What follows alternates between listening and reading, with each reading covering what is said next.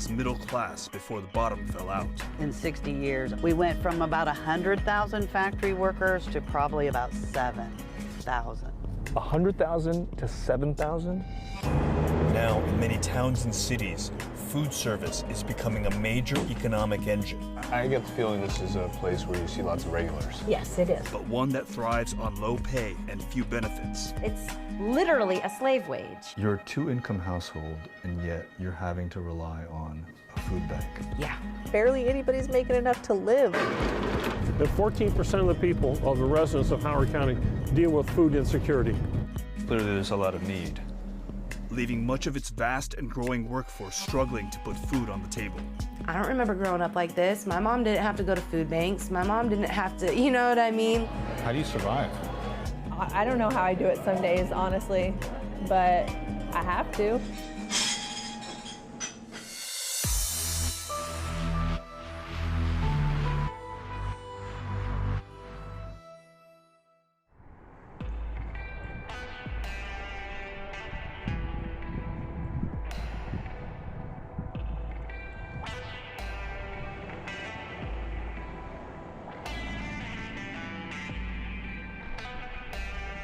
More coffee? You're welcome. Everything okay? Hot soup, hot soup. Betty, you want any more coffee, huh? I can't get over how cheap everything is here. I know. It's like these prices haven't changed in the 45 years you've been open. I would love the Belt Buster. Okay, the breakfast? Yes. Okay. Thank you. The Breakfast House in Kokomo, Indiana has been around since the city's heyday as a manufacturing hub. I get the feeling this is a place where you see lots of regulars. Yes, it is. And how long have you been here? It'll be 42 years in March.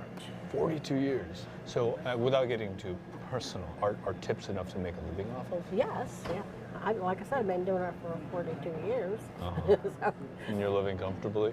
I don't have any complaints. Uh-huh. You know, I don't have a new car every year or whatever, but you know, Yeah. I do all right. Yeah. Hamburger steak? Oh, thank you. Do you think it helps the fact that you know your customers? They Oh, might yeah. be a little bit Oh, more yeah, generous I with you? think so, yeah. I mean, there's some that come in here and, you know, they're real nice and all, but they don't leave anything. Mm-hmm. There are some that don't just that way. But generally, you feel like if you're a good server, you'll get good tips. Uh-huh. Yeah. In 2009, Kokomo's unemployment rate spiked at about 20%, and it became known as one of America's fastest dying cities. Throughout town, it's hard not to walk 5 feet without seeing some of the relics of the manufacturing industry that really drove the economy, not only of this town, but of this country. And it's all kind of relegated to the past.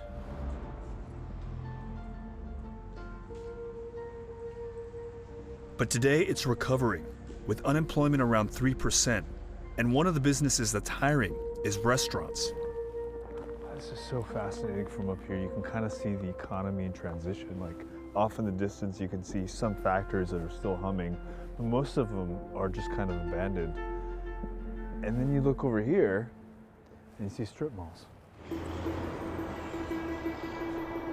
Cheryl Graham works for the local United Way and has seen the shifts in the labor market firsthand.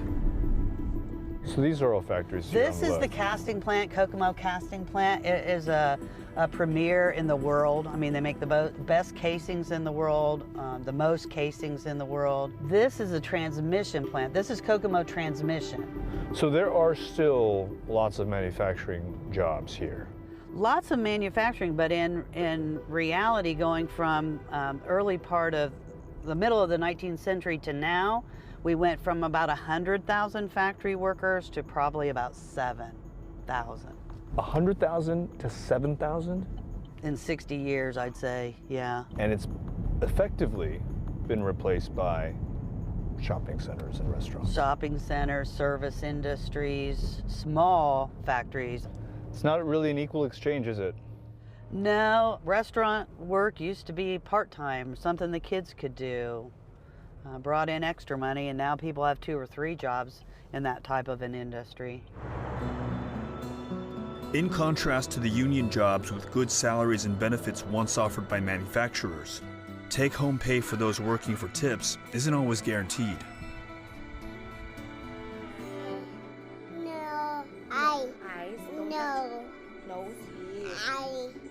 Cassie Redmond moved to Kokomo about 6 years ago.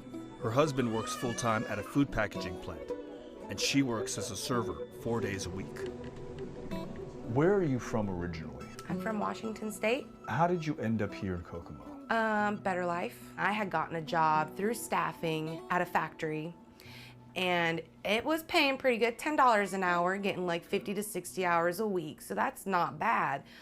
But I was still nursing, so it was really hard. So I got my husband on at the job, and then I quit, and he stayed working there so I could be at home with our daughter. Your husband is fully employed. How are you doing financially? We were living paycheck to paycheck. He was bringing home $500 a week. So I found a job in a restaurant to become a server. First time ever being a server. Are you still there? Nope. I left, like, being busy the entire shift, and at the end of the night have $60. That was crazy to me. I knew I was worth more than that. I knew I could make more than that somewhere. So I finally went out to Carmel, which is like 45-minute drive away from where I live, one way. And I got the job out there. They're richer out there. They spend money. They don't care about spending money. So the tips are better. Tips are way better. You get at least 20%. So you're making anywhere from $10 to $20 per table.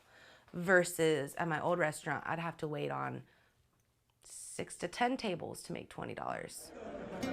The federal minimum wage in the U.S. is $7.25 an hour, but there's an exception for employees that earn tips called the tipped minimum wage that allows restaurants to pay as little as $2.13 per hour in 15 states.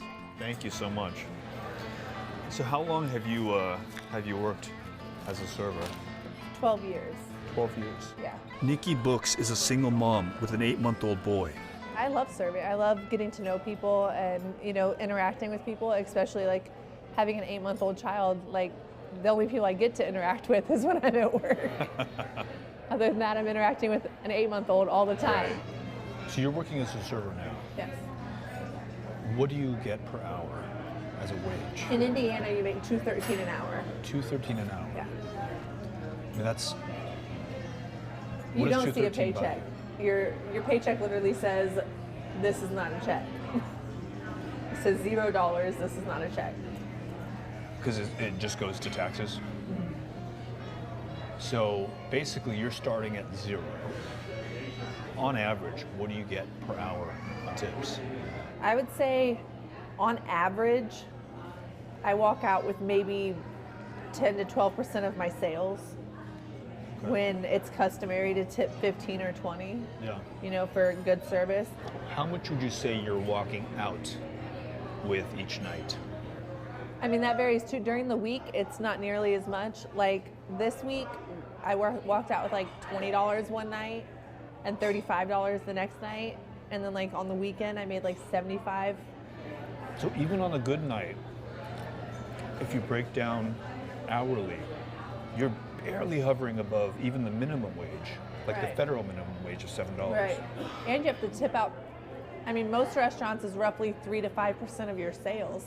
So like even if people are tipping the 20% that is standard for great service, most servers are tipping out 3 to 5% of that to bussers, hosts, and bartenders. So even if I'm generous and I leave 25%, you as a server are not seeing 25%. You're seeing 20. Roughly 20, yeah.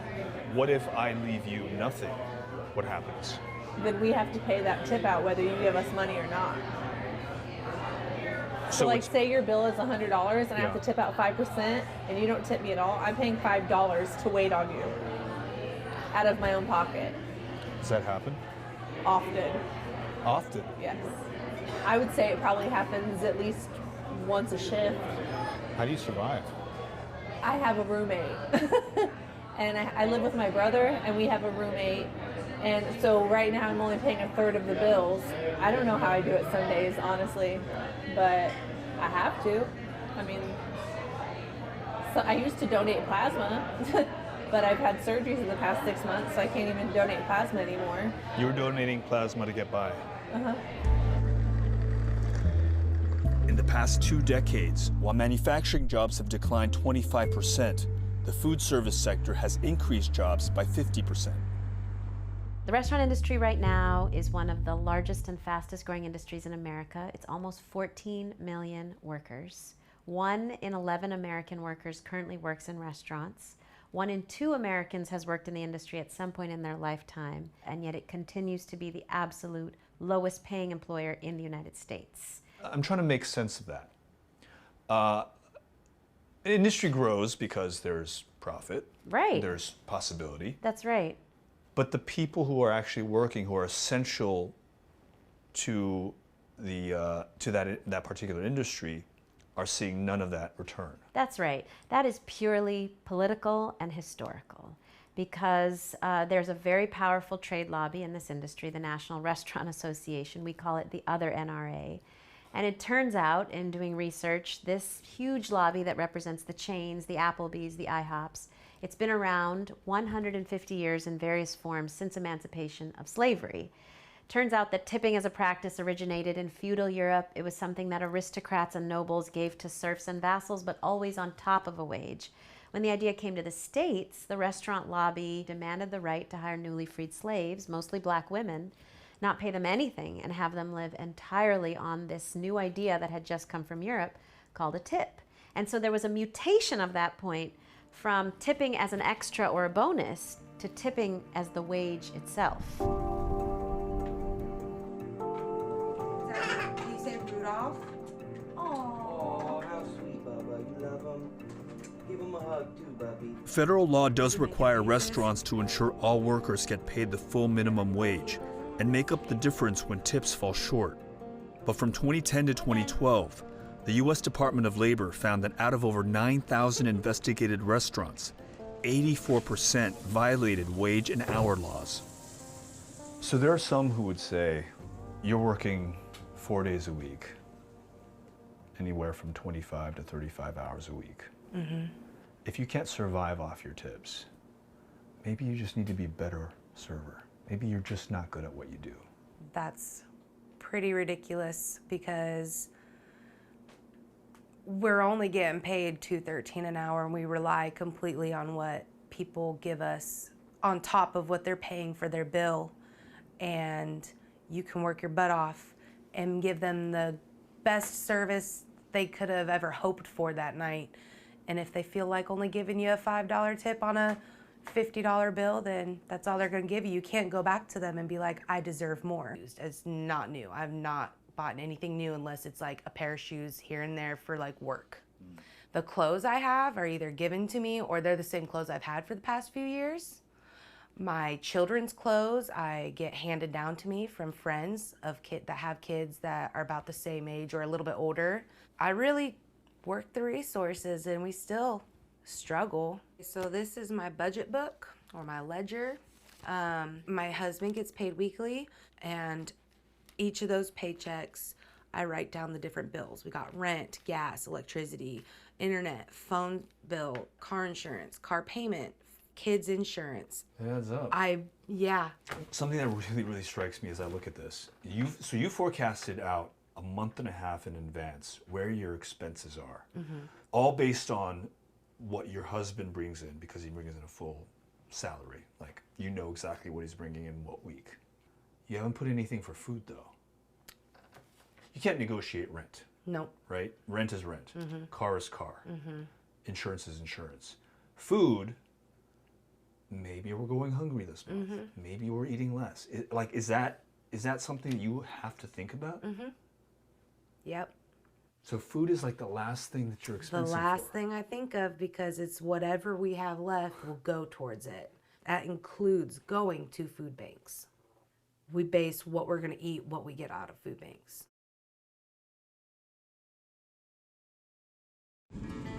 A 2014 report found that of almost 300 surveyed restaurant workers, nearly 1 out of 3 were food insecure. Oh, the sun is shining. It's 18 degrees. Wonderful. David Luft helps stock local food pantries with donations from wholesale stores. Feed America does a number of studies. They're one of the national groups. And their most recent study of Indiana and the 92 counties, Howard County, Kokomo's located in, ranks the third worst, if you will, in terms of food insecurity. 14% of the people, of the residents of Howard County, deal with food insecurity. And so you have a choice every month of how you're going to spend those few discretionary dollars that you have. And in some cases, they just can't afford the things that they'd like to have. And that's not luxury items, that's just the basics. But we're doing our part. In 2018, in that calendar year, we served over 9,100 family units, households, in 2018 through our pantry, which is amazing, which is up about 18% from the year before.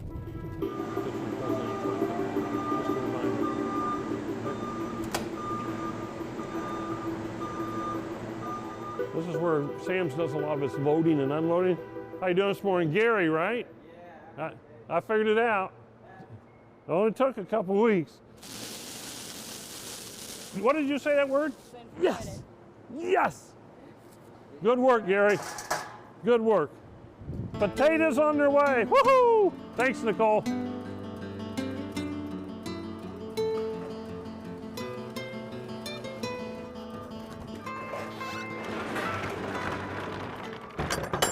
Yes, potatoes. As of 2014, it was estimated that 1 out of 7 people in the U.S., around 46 million, rely on Feeding America's network of 200 food banks and 60,000 partner food pantries.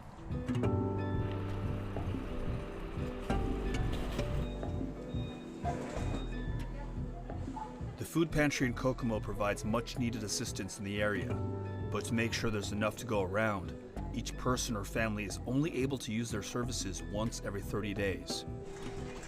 Cassie Redmond received a special holiday gift card for the pantry worth $100 to use at a local supermarket. She's using it to subsidize her family's Christmas dinner. I go for the cheapest, even if it's not the tastiest. Found the jackpot. Normally $42, only $10 today. That's amazing. We still already spend over $100 every week, and that's going to food banks. Like with 2 kids, a husband that works, me. It's really, really difficult to make it every week. You know what I mean? Like, the prices keep going up, but our wages stay the same, and it's like our budget has to keep increasing because we can't live off of what we used to be able to live off of. As powerful as one lobby may be, 213, I think, would strike most Americans as outrageous. Outrageous. How has this continued on? It is the Restaurant Association and their cronies and their allies in Congress and in 43 state legislatures that have managed to keep wages as low as humanly possible. I do think it's important to recognize, you're right, it's unconscionable. It's literally a slave wage. I do think it's important to recognize that this is a 70% female workforce.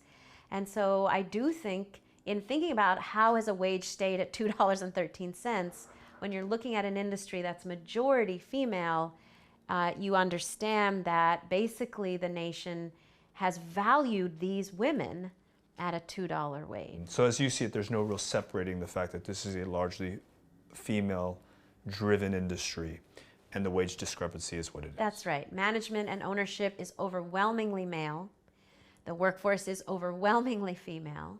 And these are the lowest income women in America.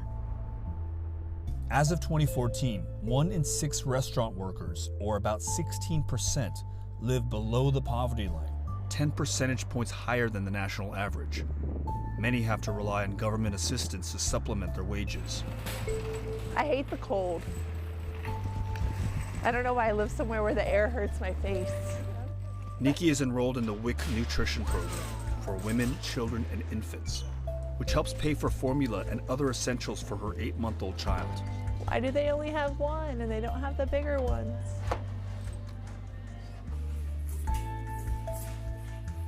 I would say if I had to buy all the formula, like if I didn't get WIC at all, it would probably be about $150 a month just for formula, not counting food.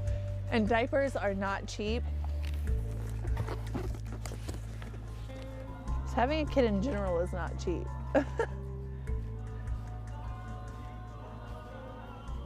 Oh, these are adorable. They're little baseballs. After I paid my babysitter on Wednesday, I made $10. After I paid her on Thursday, I made $20. Friday, I think I made $60. Saturday, I made about $70. And then Sunday, I made $70. But like, if you think about it, that's not really that much. Like, you're not even pulling a $300 weekend. And that's supposed to support you and a whole other person. If I have to buy him formula and that's all I have money for, then I will live off cereal, because cereal's pretty cheap, and ramen, because ramen's extremely cheap. Or if I have to live off the McDonald's dollar menu. I mean, my life is not about me anymore, it's about him. And he's the best part of my life. He's the one thing that gets me through every day. But kids, I mean, they grow so fast. They need clothes, they need food, they need diapers. And I mean, those are things that you can't just go without. I mean, if I don't have the money, I just put it on my credit card and hope that I make enough to pay off my credit card. So what do you say to critics who may say, look, the industry is what it is. This is the wage. Tips are, as you said, unstable. You may get a great tip one day and maybe not a great tip the next. Then find another job. I would say a lot of different things. First, I would say this is the largest and fastest growing industry in America. These are the jobs that are now available. Lots of other sectors have declined or left the states. These are the jobs that are here to stay, number one. Number two, thousands, millions of these workers take great pride in their work. And it is not impossible for a restaurant to value these women, these workers, as the professionals that they are. We essentially have a two-tiered wage system That's right. in the U.S. How many states have a federal tipped minimum wage? So over the last 80 years since federal law said these workers could be paid zero, we've seen 7 states move away from this system. California, Oregon, Washington, Nevada, Minnesota, Montana, and Alaska all require the restaurant industry to pay a full minimum wage with tips on top. Now, if you listen to the National Restaurant Association, you might think those 7 states have no restaurants, because their argument has been, if you force us to pay a wage, the industry will collapse, wages will be lost, restaurants won't survive. On the contrary, these 7 states actually have higher restaurant industry sales per capita, higher job growth in the restaurant industry. Based on data from 2013 to 2015, in states that paid tipped workers $2.13 an hour, almost 1 in 5 waitstaff workers were in poverty. But in states where $7.25 an hour was guaranteed, that number was lowered to about 1 in 10.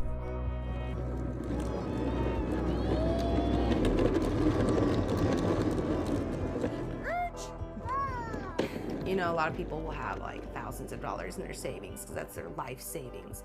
Our life savings right now is about $400. And that's if an emergency happens.